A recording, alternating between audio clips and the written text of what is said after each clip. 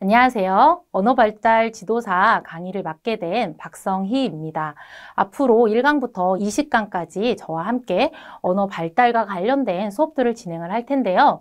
물론 어려운 내용들도 있겠지만 본 강의를 열심히 따라와 주신다면 20강이 끝난 후에는 아동의 언어 발달은 이런 거구나. 이런 도움을 우리가 줄 수 있겠구나 라는 부분에 대해서 아시고 또 그 앞으로의 발전 방향 등을 고민하실 수 있는 그런 시간이 될 수 있을 거라 확신합니다. 자, 그러면 힘차게 제1강을 시작해 보도록 하겠습니다. 자, 제1강은 언어의 이해입니다. 언어 발달이라고 하는데 과연 여기서 말하는 언어가 무엇이냐라는 부분에 대해서 먼저 이해를 하는 수업을 진행하도록 하겠습니다.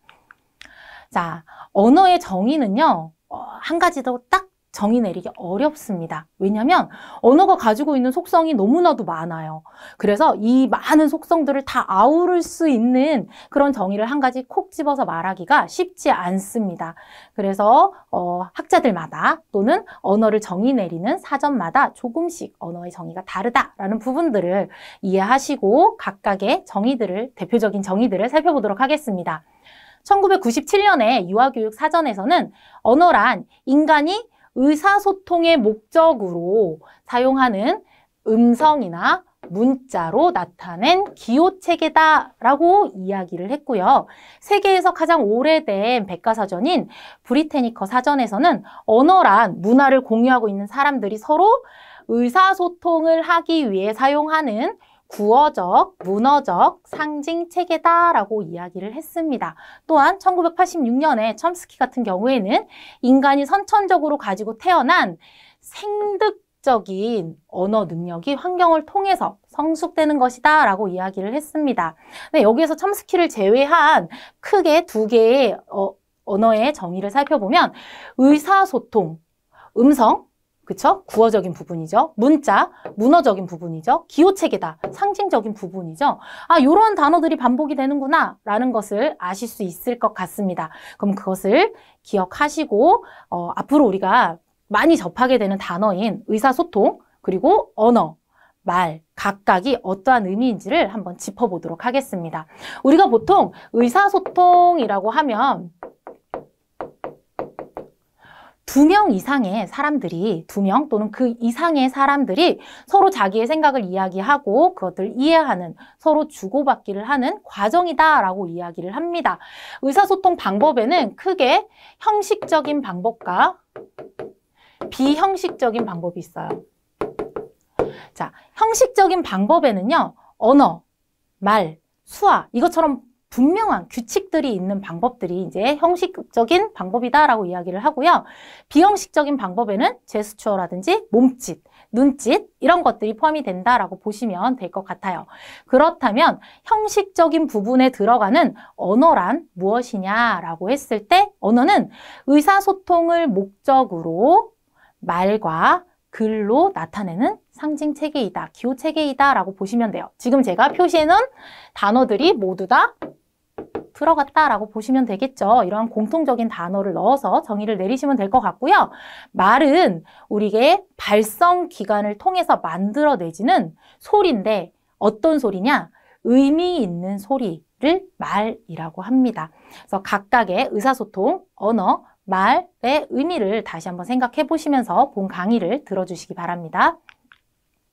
자, 언어를 이해하기 위해서는 언어의 구성 요소를 이해하는 게 굉장히 중요해요. 그리고 앞으로의 강의를 이해하시는데도 오늘 앞부분에 이야기하는 언어의 구성 요소를 반드시 이해하시고 기억해 주셔야 원활하게 강의 내용을 이해하실 수 있으실 것 같습니다. 각 나라마다 고유한 언어의 규칙들이 있어요. 각 언어마다 고유한 규칙들이 있어요. 그 규칙에 맞춰서 언어를 구사를 해야지 되는데 그런 것들을 구사하기 위해서 반드시 알아야지 되는 것이 언어의 5가지 구성 요소입니다. 의문론, 형태론, 구문론, 의미론, 활용론으로 이야기를 하는데요. 우선 기본적으로 언어의 형태, 소리라든지 글자라든지 문장이라든지 이런 것들을 형태를 만들어내는 능력은 의문론, 형태론, 구문론 으로 볼 수 있고요. 의미론, 그쵸? 의미를 나타낸다는 거죠. 내용을 파악해서 의미를 파악하는 능력, 이런 것들은 의미론이고, 그리고 적절하게 상황에 맞게 이 의미를 알고 있다 하더라도 그걸 적절하게 사용하지 못한다면 활용적인 부분에서의 문제다라고 볼 수 있거든요. 그렇기 때문에 적절하게 사용하는 능력, 활용론까지 한번 구체적으로 하나씩 살펴보도록 하겠습니다. 먼저 의문론이에요. 이거는요, 말소리를 뜻합니다. 문자가 들어가는 게 아니라 말소리, 소리를 뜻한다라고 보시면 돼요. 그래서 말소리에 대한 지식이 의문이구나 라고 보시면 될 것 같고요. 표기가 아니에요. 글씨를 쓰는 어떤 쓰여진 철자가 아니라 실제 소리값을 기준으로 이해한다라고 보시면 돼요. 그래서 그 소리는 내가 머릿속으로 그 소리는 그 소리와 소리가 있구나 라고 이해하는 것들, 이런 것들이 의문이다. 기억이고 아야가 아니라 그라는 소리가 나올 수도 있고 라는 소리가 나올 수도 있는데 그와 아가 합쳐지면 가가 되는구나. 이러한 지식들이 이제 의문에 대한 지식이다라고 보시면 될 것 같습니다. 첫 번째 의문에는 어떤 것들이 있는지를, 의문 지식에는 어떤 것들이 있는지를 한번 나눠서 살펴볼 건데요.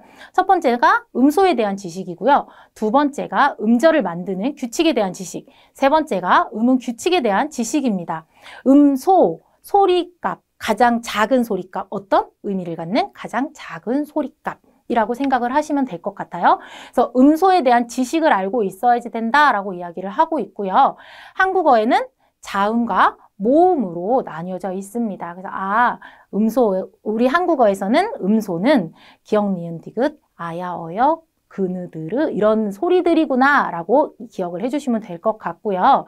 음절을 만드는 규칙에 대한 지식은요. 우선 기본적으로 모음을 V라고 표시를 하고 자음을 C라고 표시를 했을 때 모음으로만 이루어진 단어, 모음과 자음이 합쳐진 단어, 자음과 모음이 합쳐진 단어, 자음과 모음과 자음이 합쳐진 단어가 있다라고 보시면 될 것 같아요. 근데 CVCC 예를 들어서 닭이라는 단어는요. 자음, 모음, 자음 아닌가요? 라고 이제 질문을 해주시면 너무 좋을 것 같아요. 네. 닭은요. 실질적으로 쓸 때, 표기할 때는 닭이라고 쓰지만 읽을 때는 어떻게 읽죠? 네, 닭이라고 읽죠. 그쵸? 소리가, 받침 소리가 하나가 나옵니다. 네, 이랬을 경우에 CVCC 단어가 아니라 우린 소리값을 기억을 해야지 되기 때문에 CVCC 단어가 아니라 CVC 단어에 포함돼서 분석해야지 되는구나 라고 보시면 될 것 같습니다. 자, 세 번째는 음은 규칙에 대한 지식이에요. 음절들을 결합해서 단어를 산출해낼 때 실제 사용되는 소리값인 거죠. 우리가 해, 돛, 이라고 표기를 하지만 실질적으로는 해돋이라고 읽잖아요. 그러니까 그거와 관련된 지식이 어느 정도 있느냐에 따라서 의문 지식이 풍부하냐 풍부하지 않느냐도 판가름된다라고 보시면 될 것 같습니다. 자, 그렇다면 의문론을 조금만 더 자세히 살펴볼게요. 음절 구조와 관련된 부분들을 살펴볼 건데요. 제가 앞에서 설명드렸던 CVCC와 관련된 설명이 있습니다. 자음, 모음, 자음일 경우에 실제 소리는 CVC로 나오기 때문에 CVC로 분석을 한다라고 이야기를 하고 있고요. 한국어의 초성에는 자음, 이응은 올 수 없습니다. 자, 예를 들어서 우리 한국어를 가지고 한번 예를 들어 볼게요. 한국어에서 어자에 이응이 들어갔잖아요. 라고 이제 질문을 하실 수 있을 것 같은데요.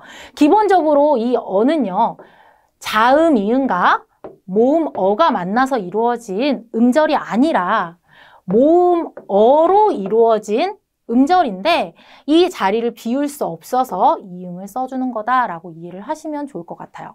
그래서 한국어의 초성, 다른 곳이 아닙니다. 초성에는 자음, 이응은 올 수 없다라는 규칙이 있구나라고 보시고 이해하시면 좋을 것 같고요. 칠종성이라고 해서 우리가 받침 소리예요.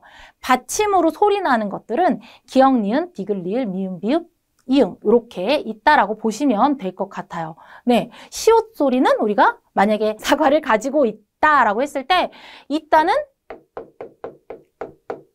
이렇게 쓰죠. 근데 쌍시옷이 그대로 소리가 나지 않아요. 어떻게 나죠? 대표 소리로 바뀌어서 납니다. 칠종성에서 이야기하는 자음으로 바꿔서 소리가 나는데 이렇게 소리 나는 대로 쓸 수 있겠죠. 그래서 받침 소리에서 디귿 소리로, 대표 소리로, 칠종성으로 바뀌어서 소리가 난다. 그래서 한국어에서는 받침으로 소리 날 수 있는 자음이 7개가 있다라고 보시고 넘어가겠습니다.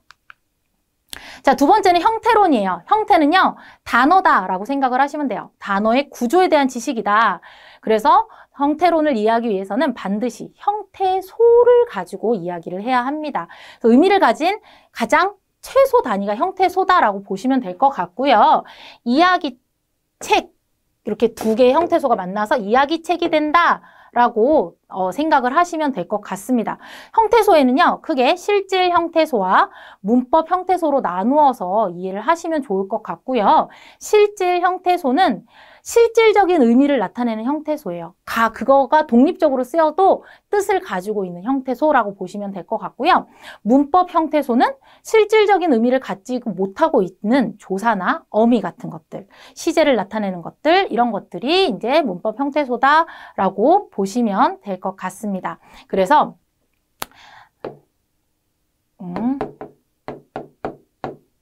학교에 가요 라는 문장이 있어요. 이랬을 때 학교 가다의 가는 실질 형태소다 라고 분석을 하고요. 그 다음에 어미의 변화인 요 2개는 문법 형태소다 라고 분석할 수 있다 라고 정리하시고 넘어가겠습니다.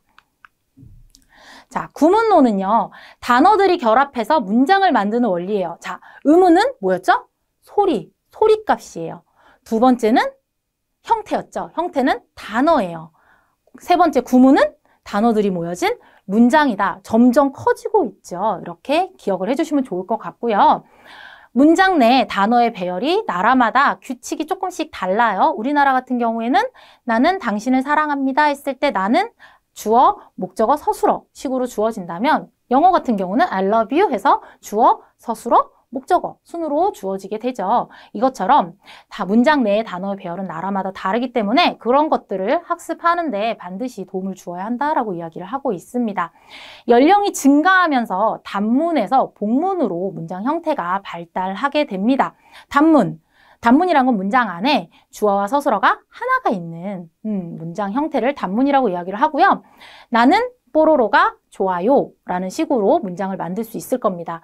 근데 복문 같은 경우는요, 문장 안에 주어, 서술어가 여러 개, 2개 이상 있을 경우에 복문이다 라고 이야기를 합니다. 그래서 나는 주황색 안경을 쓰다 라는 문장이 들어가서 주황색 안경을 쓴 뽀로로가 좋아요 라는 문장을 만들었다면 조금 더 자세하게 복문을 사용했구나 라고 이해하시면 될 것 같습니다.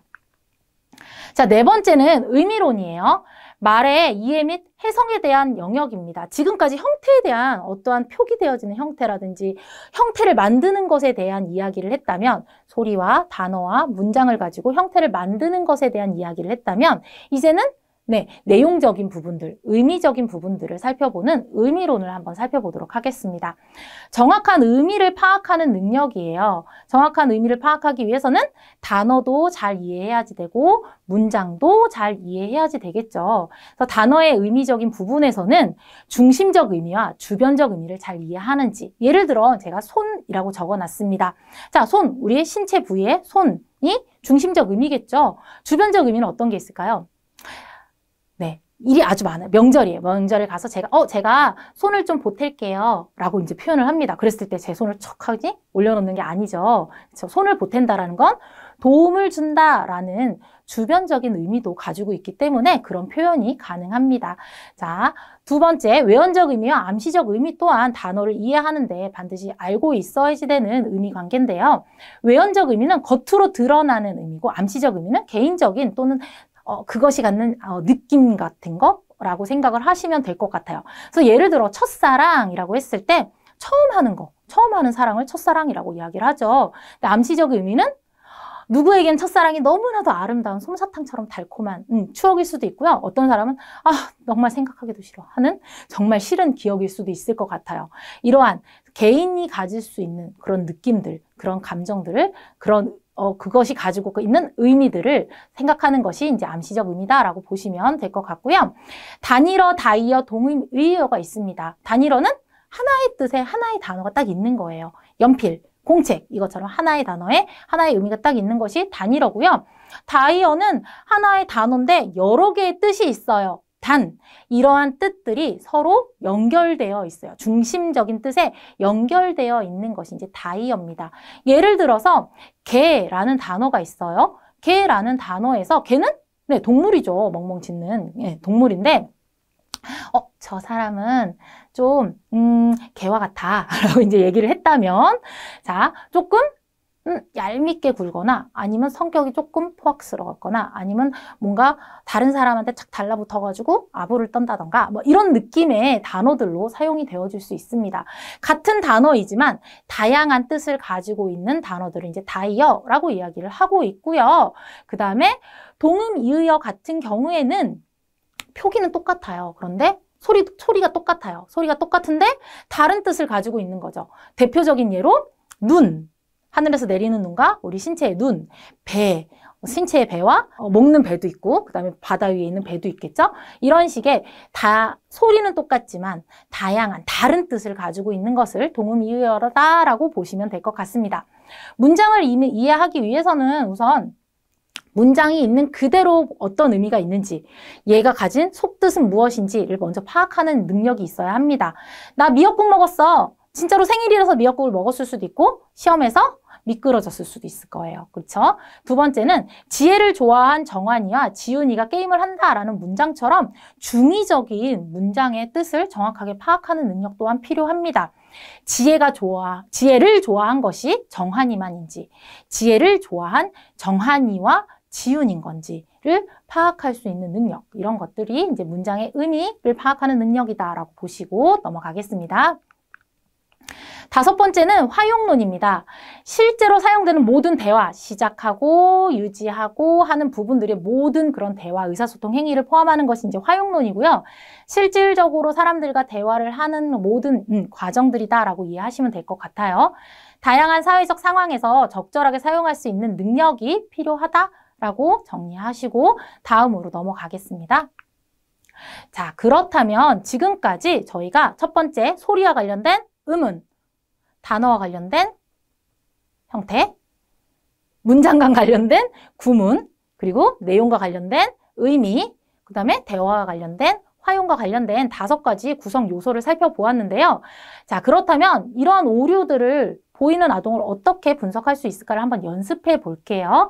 자, 첫 번째 교사가 여기에 어떤 동물이 있나요? 라고 물어봤어요. 그랬더니 아동이 사슴이가 있어요 라고 했어요. 이 아동은 어떤 오류를 보이고 있죠? 그쵸? 사슴이 있어요 라고 대답해야 되는데 사슴이가 있어요 라고 조사를 2번 사용을 했습니다. 이가라는 조사를 2번 사용을 했습니다. 조사 사용 뭐였죠? 조사 단어를 만드는 거 뭐였죠? 네, 형태적인 부분이죠. 자, 이 아동은 형태론적인 결함을 보이고 있구나, 형태론적인 어려움을 보이고 있구나 라고 보시면 될 것 같습니다. 자, 두 번째 예시는요. 돌다리도 두들겨보고 건너야 한다는 말이 있어요. 무슨 뜻일까요? 라고 이제 질문을 했어요. 그랬을 때 아동이 돌다리는 돌로 만들어 딱딱해요. 두들기지 않아도 돼요. 라고 했어요. 교사는 잘 하는 것도, 잘 알고 있는 것도 확인해 봐야 한다라는 뜻을 이제 아동들한테 이야기를 해주고 싶었는데 아동은 그 문장의 뜻을 정확하게 이해하기보다는 그 문장의 속뜻을 정확하게 이해하기보다는 그 문장 자체에 들어있는 단어의 뜻을 연결하는 모습을 보이고 있는 거죠. 즉 문장의 의미 파악에서의 오류다라고 보시면 될 것 같아요. 문장의 오류는 무엇이었죠? 그렇죠. 문장의 의미를 이해하지 못했다기 때문에 의미론적 결함이다 라고 보시면 돼요. 의미를 정확하게 이해하지 못했기 때문에 의미론적 결함이다 라고 보시고 넘어가겠습니다. 자, 세 번째는 언어의 성격입니다. 자, 언어의 성격을 알아보기에 앞서 언어의 특성들이 어떤 것들이 있는지 한번 살펴볼게요. 첫 번째는 이원성이에요. 동일한 소리가 전혀 다른 의미를 가질 수 있고 전혀 다른 소리가 동일한 의미를 가질 수 있다. 두 개의 양면성을 가진다라는 부분이다라고 이해하시면 될 것 같고요. 소리와 의미가 동일하지 않다라고 정리하시면 될 것 같아요.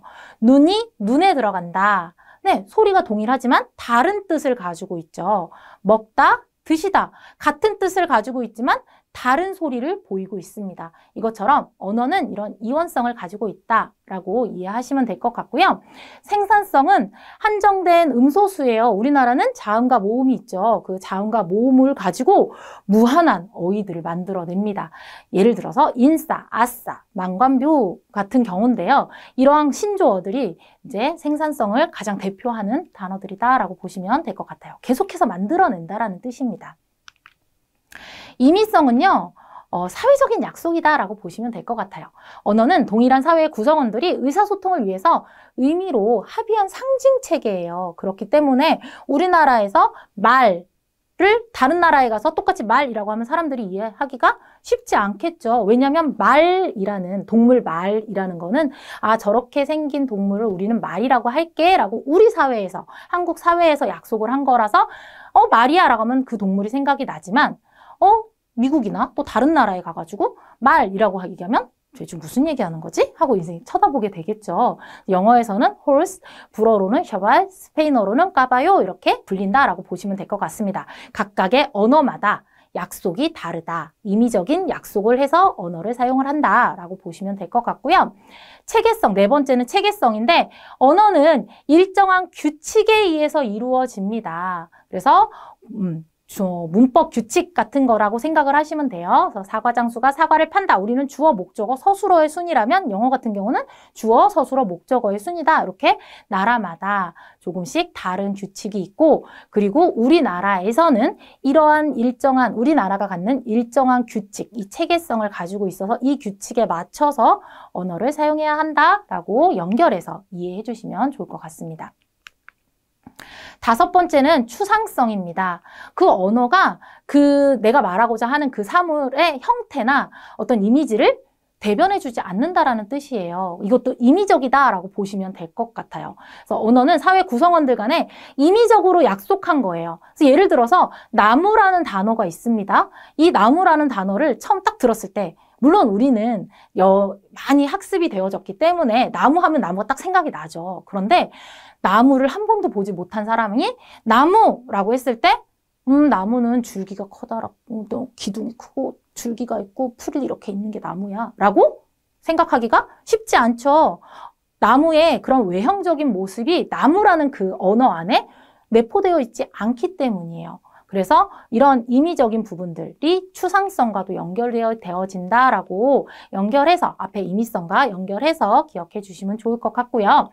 가변성 같은 경우는 사회가 바뀌면서 언어도 변화된다라고 이해하시면 돼요. 과거에는 가람, 즈문이라는 단어를 사용을 했지만 지금은 거의 사용하지 않죠. 강, 천이라는 단어를 사용을 하기 때문에 과거에 사용했던 단어들이 사라지는, 변화되어지는 것이 이제 가변성이다라고 정리하시고 넘어가겠습니다. 두 번째는 언어의 구조예요. 근데 익숙하지 않으세요? 음소, 형태소, 단어와 문장. 익숙하지 않으신가요? 의문론, 형태론, 구문론, 이런 단어들이 생각이 나주시면 좋을 것 같아요. 음소하면 연결되는 게 의문론이겠죠? 의문론상의 가장 작은 소리의 단위예요. 가장 작아요. 소리 중에 가장 작은 단위다라고 생각을 하시면 돼요. 그래서 우리나라는 자음과 모음으로 나뉜다라고 이제 이야기했었죠. 사자를 스, 아, 즈, 아라고 해서 사자라고 읽는다라는 부분이 이제 사자. 음소와 관련된 부분이다라고 보시면 될 것 같고요. 즉, 사자는 4개의 음소로 이루어져 있다라고 분석할 수 있겠죠. 자, 두 번째는 형태소입니다. 의미를 갖는 최소 단위예요. 이 형태소, 의미를 갖는 최소 단위는 크게 실질 형태소와 문법 형태소로 나뉜다라고 이야기할 수 있고요. 실질 형태소는 그것만으로 독립적으로도 의미를 가지는 것이 이제 실질 형태소다, 어휘다라고 이제 보시면 될 것 같고요. 문법 형태소는 는, 을, 과거형 같은 그런 것들이 이제 여기 포함이 된다라고 독립적으로 사용되진 않지만 실질 형태소에 붙어서 의미를 더해주는, 확실하게 해주는 형태소, 문법 형태소가 이제 있다라고 보시면 될 것 같고요. 나는 인형을 샀다라는 문장을 분석을 한다면 나 인형 사다의 사다까지가 이제 네, 실질 형태소다라고 보시면 될 것 같고요. 문법 형태소는 는, 을, 쌍시옷이에요. 쌍시옷은 과거형을 나타내는 부분인 거죠. 그래서 이런 것들이 이제 형태소에 관련된 부분이구나, 형태론과 관련된 부분이겠죠. 이런 것들이 있구나라고 보시면 될 것 같고요. 단어와 문장, 단어 아까 형태와 관련된 부분과 연결이 된다라고 말씀을 드렸어요. 단어는 무엇이죠? 네, 형태소가 독립적으로 쓰거나 또는 형태소가 모여서 여러 개의 형태소가 결합이 되어서 의미를 갖고 있는 단어, 그리고 그 단어들이 모여서 문장을 만드는 것들, 이러한 구조들이 있다라고 보시면 될 것 같아요. 음소가 있고 음소들이 결합이 돼서 형태소가 만들어지고 그 형태소가 단독으로 쓰이거나 결합이 되어서 단어가 만들어지고 단어들이 모여서 문장을 만드는구나 라고 흐름을 이해해 주시면 좋을 것 같습니다. 자, 세 번째는 언어의 형태입니다. 기본적으로 소리를 내는 음성 언어와 글자로 쓰는 문자 언어가 있죠. 음성 언어로는 말하기와 듣기, 말을 하고 들어야지 되겠죠. 소리니까. 문자 언어는 읽기와 쓰기가 있겠죠. 그래서 그런 부분들로 이제 나뉜다라고 보시면 될 것 같고요. 현장에서 또 수용 언어, 표현 언어라는 표현을 많이 씁니다. 이건 뭐냐면 수용, 받아들이는 거죠. 받아들인다. 무엇인가 정보나 어떤 사실들을 받아들인다. 이걸 하기 위해서 우리가 필요한 능력은 듣기와 읽기가 되겠죠. 소리를 듣거나 글을 읽음으로 인해서 수용을 할 수 있고요. 표현을 한다. 밖으로 나타내는 거죠. 말하기와 쓰기를 통해서 표현을 한다라고 보시면 될 것 같아서 이제 수용 언어와 표현 언어로도 나눌 수 있다라고 보시면 될 것 같습니다. 자, 언어의 기능을 한번 살펴볼 건데요. 언어의 기능은요, 문화 전달의 도구로서 사용이 되어집니다. 문화 전달. 문화를 전달하기 위해서는 기본적으로 언어적으로 말로 전달해 줄 수도 있고요. 그리고 글로 표현을 해줄 수도 있겠죠. 그래서 그 사회가 갖는 독특한 문화가 언어 속으로 들어가고 언어에 묻어나고 그 언어들이 전달되어지면서 지금까지도 연결되어질 수 있는 거죠. 그래서 언어는 문화를 전달해주는 굉장히 중요한 도구다라고 보시면 될 것 같고요. 의사소통의 수단, 대인관계 형성의 도구, 당연하죠. 언어라는 것 자체가 아까 뭐였죠? 언어는 의사소통의 수단으로 말과 글의 상징적인 체계다. 기억하시나요? 네, 맨 앞에 첫 번째 PPT에서 말씀을 드렸습니다. 자, 언어라는 것 자체는 의사소통을 목적으로 하는 거고 말과 구어적인 부분과 글, 문어적인 부분의 상징 체계이다, 기호 체계이다 라고 정의를 내렸어요. 이 정의 자체에 의사소통을 해야지 된다, 의사소통 수단이다 라는 기능이 들어가 있고요. 그리고 이런 의사소통 자체가 당연히 사람과 사람의 관계를 형성하는 데 굉장히 커다란 영향을 미치겠죠. 그래서 대인관계 형성의 도구로도 사용이 되어진다라고 보시면 됩니다. 심미적인 기능은요, 아름다움을 추구하는 능력이에요. 우리가 언어로 아름다움을 추구해 뭐가 있을까요? 아름다운 시를 짓는다던가 아름다운 노래말을 만든다던가 이런 식의 그 활동들이 이제 심미적 기능에 들어간다라고 보시면 될 것 같습니다. 자, 인간의 발달을 언어가 먼저냐, 인지가 먼저냐를 두고선 학자들이 굉장히 이야기를 많이 하고 있어요. 그래서 어떻게 형성되느냐를 아직까지도 이야기를 하고 있는데, 근데 결론은 무엇이냐? 동전의 앞뒷면 같다라는 거예요. 누가 먼저고 누가 나중이고 간을 명확하게 밝히기가 쉽지 않다라고 이야기를 합니다. 그래서 인간의 발달은 사고가 언어에 영향을 주기도 하고요. 언어가 다시 사고를 확장시키는 역할도 하게 됩니다. 자, 그렇다면 여기서 말하는 언어가 먼저이다 라고 주장한 거와 인지가 먼저이다 주장한 언어 우선론과 인지 우선론을 아주 간단하게 마지막으로 살펴보도록 하겠습니다. 언어 우선론의 가장 대표적인 학자는요, 비고츠키예요. 비고츠키 같은 경우는 우선 언어가 습득이 돼야지 되는 거예요. 예를 들어 물이라는 단어를 알아야지만 이 물의 특성이 무엇이고 물은 어떠한 형태로 이루어져 있으며 이런 것들을 확장시킬 수 있다라고 본 것이 이제 언어 우선론입니다. 그에 반해 인지 우선론 같은 경우는 인지하면 생각나는 학자? 그렇죠. 삐아제죠. 삐아제가 가장 대표적인 학자입니다. 인지 우선론은요. 먼저 목욕을 하면서 물도 만져보고 물을 마시면서 느껴보기도 하고 이러면서 먼저 특성을 체득을 해요. 그것이 무엇인지 인지를 하기 시작을 해요. 그리고 나서 이런 것들이 물이구나 라고 알게 된다라는 거죠. 그래서 언어 우선론과 인지 우선론으로 이제 나눠서 이야기를 하고 있는데 아까 말씀드렸던 것처럼 인지가 언어에 영향을 주기도 하고 인지가 확장되어 언어가 발달되면서 인지에 영향을 미치기도 한다. 동전의 앞뒷면 같다라고 이해하시면 좋을 것 같습니다. 네, 지금까지 첫 시간에 언어의 정의, 언어의 구성 요소, 언어의 성격에 관련된 부분들을 이야기했는데요.